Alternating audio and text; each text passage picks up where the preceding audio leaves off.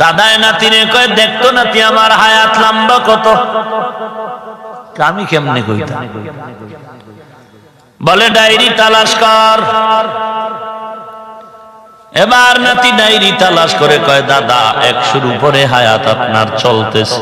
তাই নাকি? বলে হ্যাঁ। তো আমি তো সবার মুরব্বী, আমার থেকে বড় আর কেউ নাই। বলে হ্যাঁ দাদা ঠিক।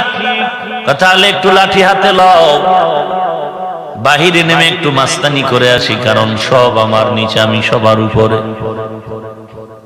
দাদায় নাতির হাতটা ধরে অহংকারী ভাব নিয়ে যখন বেরিয়ে গেল, কিছু দূর যাওয়ার পর মারেফতের খানকা বটগাছতলা গিয়া হাত দাঁড়ায় গেল। গিয়া দেখে একজন বুড়া বয়ে বয়ে কান্না করে, তার থেকেও বুড়া। ডাক দিয়ে কয়, নাতি এই বুড়া লাগে যে আমার থেকেও বড় বুড়া। কথাই তো মনে হয়, তো আমি নিজের বড় ভাবলাম, কি হইল আমার? চলো একটু কথা বলি। এ বুড়া কাঁদো কেন? আব্বাই মারছে। তোর বাপ আছে? কস কি? এরে নাতি শুনলো, তার আওয়াজ তুমি শুনেছো, এরও নাকি বাপ আছে? তোমরা কয় ভাই? বলে আমরা 9 ভাই, এর আমি শেষ। আরো 8 জন আমার সিরিয়াল উপরে। বাবার একটু দেখে নেই। সিগন্যাল শুরু হয়ে গেল আমার উপরে, বিপদ আর বিপদ। অহংকারীর পতনের আওয়াজ। হেঁটে হেঁটে বাড়ির দরজায় গিয়ে দেখে ওই বুড়ার বাবায় দাঁড়ানো। এই চাচা, বটগাছতলা আপনার সন্তান কাঁদে? বলে হ্যাঁ এখনো কাঁদে। এই বয়সে কেন মার দিয়েছেন? বলে ওর দাদায় বলছিল বাদাম আনতে জন্য, আনে নাই, মার দিস। নাতি শুনছো, এরও নাকি আবার বাপ আছে। সামনে আর যাওয়া যাবে না, রেড সিগন্যাল, তাড়াতাড়ি পেছন দিকে দৌড় দাও। সামনে কদম বাড়াইলে বেতের বাড়ি আমার ভিডিও করবে।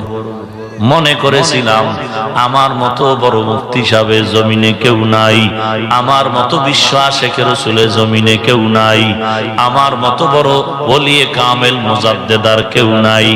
বাইরে তাকাইয়া কোরআন আর হাদিস নিয়ে যখন মুবাহাসায় বসে গেলাম, তাকায় দেখলাম আমার থেকে বড় আলেম বসা, যার সামনে আমি আরবি একটা লাইন হাদিস খুলে পড়তে পারি না। আছে না নাই? চাপাবাজে দেশটা ভরে গেছে। কথা ঠিক নেই? এখানে আপনারা বয়ানে আসছেন, আমি কোরআনের আয়াত পড়লাম, রাহমাতুল লিল আলামিনের হাদিসের 2-1টা হাদিস শুনাইলাম। এখন কি আমার কোরআন হাতে নিয়ে আয়াত নাম্বার, পারা নাম্বার, রুকু নাম্বার খুলে দেখাইতে হবে আপনাদের? হাদিসের কিতাব খুলে দেখাইতে হবে, এই হাদিসের কিতাব থেকে হাদিস বলেছে। না দেখাইলেও কি বিশ্বাস করেন নাই? কথা বলেন। যদি বলেন না, না দেখাইলে বিশ্বাস করব না, তাহলে আমি বলবো আমাকে দাওয়াত দেওয়াও ভুল হয়েছে, আপনাদের এখানে হাজির হওয়াটাও ভুল হয়েছে। আর যদি বলেন না, না দেখাইলেও বিশ্বাস করি, আর দেখাইলো বা কি কচু বুঝবো? দেখাইলে বুঝবেন কচু, কোরআনের আয়াত খুলে দিলে বুঝবেন কচু, হাদিসের কিতাব নিয়ে দেখাইলে বুঝবেন কচু। তাহলে স্টেজের মধ্যে 200 কিতাব টেবিলে রাইখা বহু চাপাবাজ ময়দানে সাধারণ মানুষের সামনে চাপাবাজি করে, আর বলে দেখ এখানে 200 কিতাব, 13 মণ ওজনের কিতাব বাসায় রাইখাইছি বুঝা পড়ার লাগি। বলেনি? কথা বলেন না কেন? এরে আল্লাহর গোলাম, সাধারণ মুসলমানের সামনে কোরআন ও হাদিসের বয়ান করো, কিতাব নিয়ে বাহাদুরি করে কি লাভ? যদি কিতাবে ইলম দিয়া কিছু বুঝাইতে চাও, কিতাব কোরআন হাদিস দিয়ে যদি কিছু বুঝতে চাও, বুঝাইতে চাও, এদেশের বড় বড় মাদ্রাসার লাইব্রেরি দরজা খোলা আছে, আলেম বসা আছে, ওখানে গিয়া বসো, কোরআন আর হাদিসের কিতাব খুলে খুলে আলেমরে বুঝাও আর তুমিও বুঝো। সাধারণ পাবলিকের সামনে কিতাব নিয়ে 13 জন মানুষ নিয়ে 13টা উটার মহিষ দুম্বা জবাই করে তাবারকের নামে রাত্র 12টায় চেঁচামেচি করে চাপাবাজি করার কোনো যুক্তিকতা নাই। আমরা এই চাপাবাজদের থেকে সাবধান হওয়া খুবই দরকার। কত বড় চাপাবাজ হলে বলে আহমদ শফি হাটাজারি আমার সাথে বাউফলে বহাসে বসে নাই, পালায় গেছে।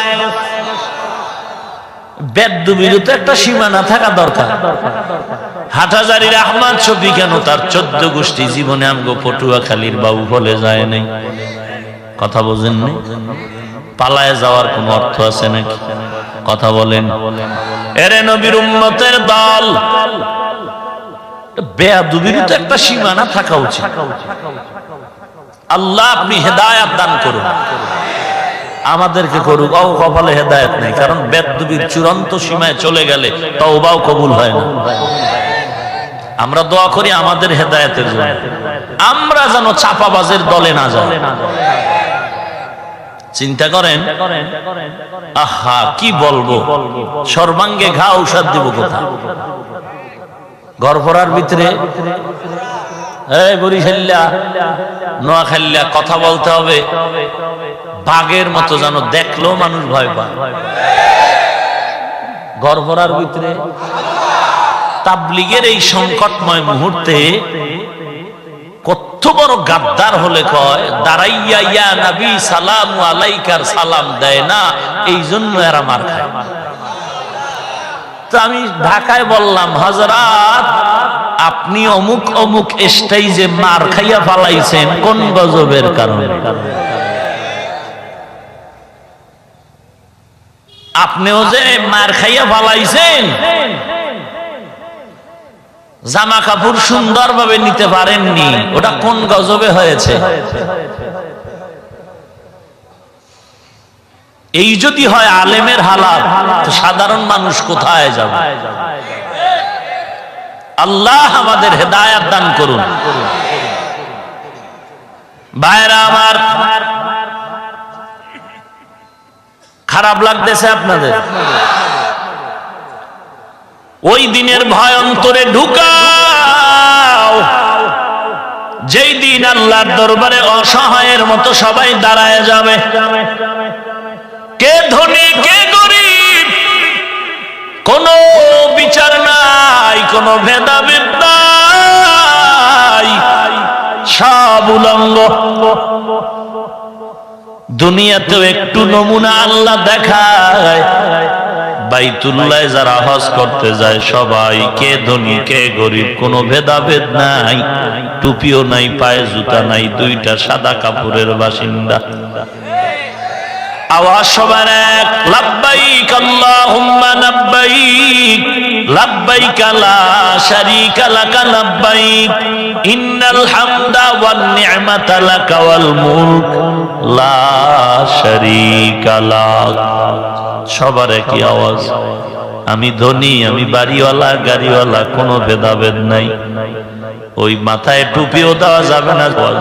ও আল্লাহ, তোমার দরবারে আসামি হাজির হয়ে গেলাম, তোমার ডাকে সাড়া দিলাম, তুমি মাফ করে দাও।